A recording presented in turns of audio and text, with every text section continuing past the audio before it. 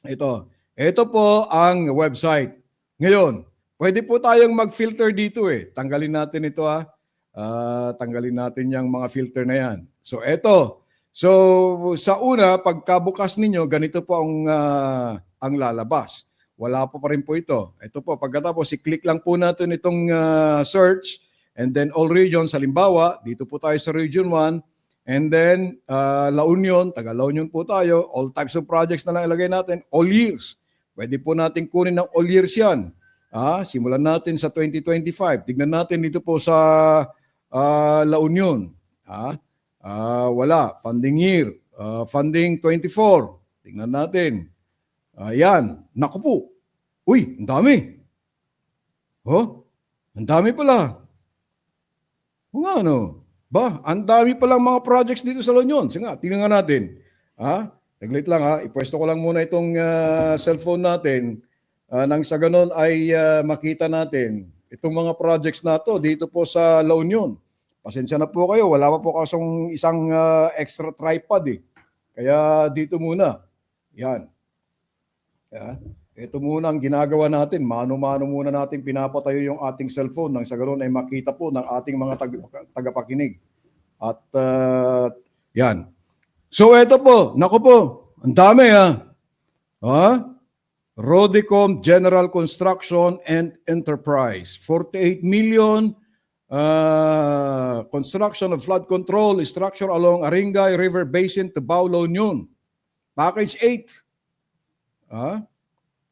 Rodicom, Hyrac Construction, Villar. Itong Villar din. Meron din.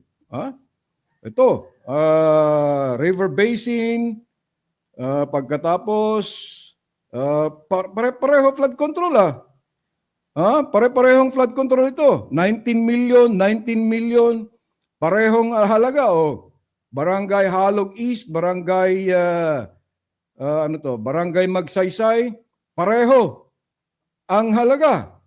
19,284,998 19,298,998 pesos and 86 centavos for Barangay Halog East and Barangay Magsaysay Tubao, La Union. Completion date March 13, 2025. Tapos na pala to.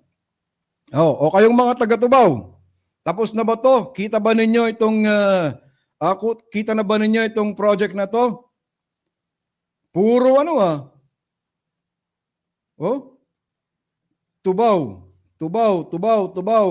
Tubao. Yan. Tingnan nga natin. All years na lang para mas maganda. Rodicom General Enterprises. River Basin, Magsaysay, Tubao.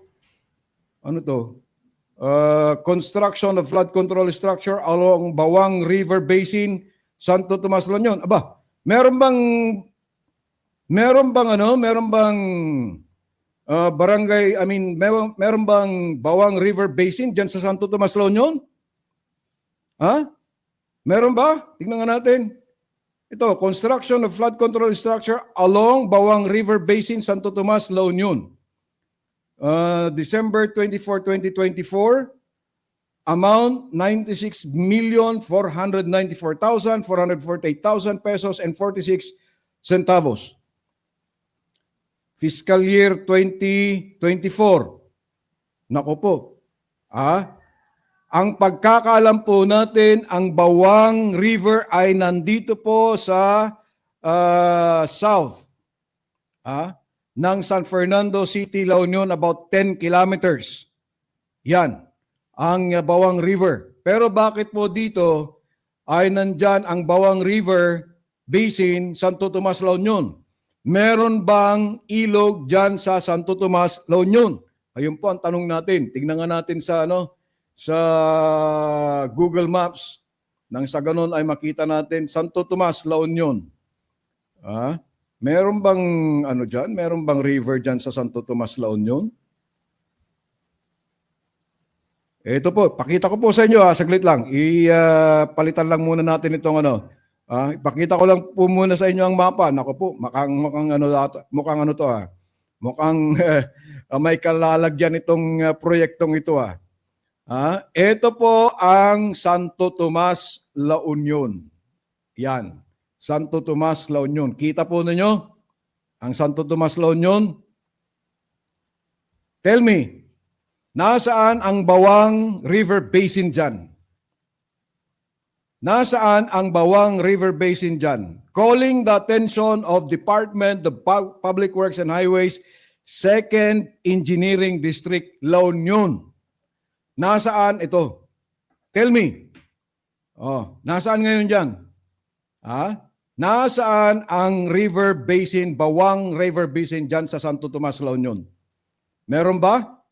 Mukhang wala Kasi itong mga malaking guhit na yan, na gray, na sinasabi po natin, kalsada ang mga yan. Yung mga maliliit na yan, mga kalsada rin yan. Kung meron po tayong makikitang blue, katulad po nito, ito nandito dito, yan.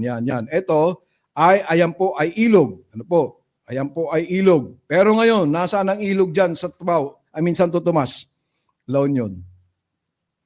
Something is wrong.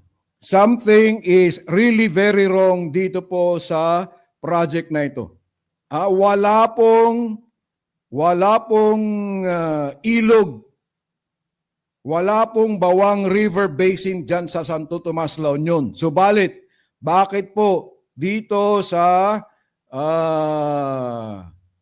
website na ipinakita ko po sa inyo kanina, tignan natin eto, balikan natin. Yan. Bakit po dito may Bawang River Basin, construction of flood control structure along Bawang River Basin, Santo Tomas, La Union. Hyrac Construction and Supplies Incorporated, GHI Construction and Supply, worth 96 million 494,448 pesos and 46 centavos. Tapos na ito. Tapos na ito. Sabi niya, completion date, March 16, 2025. Tapos na. Meron ba itong project na to? Ayan ang tanong. We are calling the attention of DPWH. Something is wrong with this. Something is very, very wrong. Something is very smelly dito po sa bagay na to. Kailangan po nating mai-report ito. So pwede po nating i-report, no? Saksi po kayo. Dito sa live. I-report na lang po natin ito. Report. Name, optional. Hindi na natin lagay ang pangalan natin. Email, optional. Contact number, optional. Message. Ano po ang message natin dito kay Pangulong BBM? Sabihin na lang natin, Apo BBM, wala pong Bawang River sa Santo Tomas, La Union. Bakit po may pondo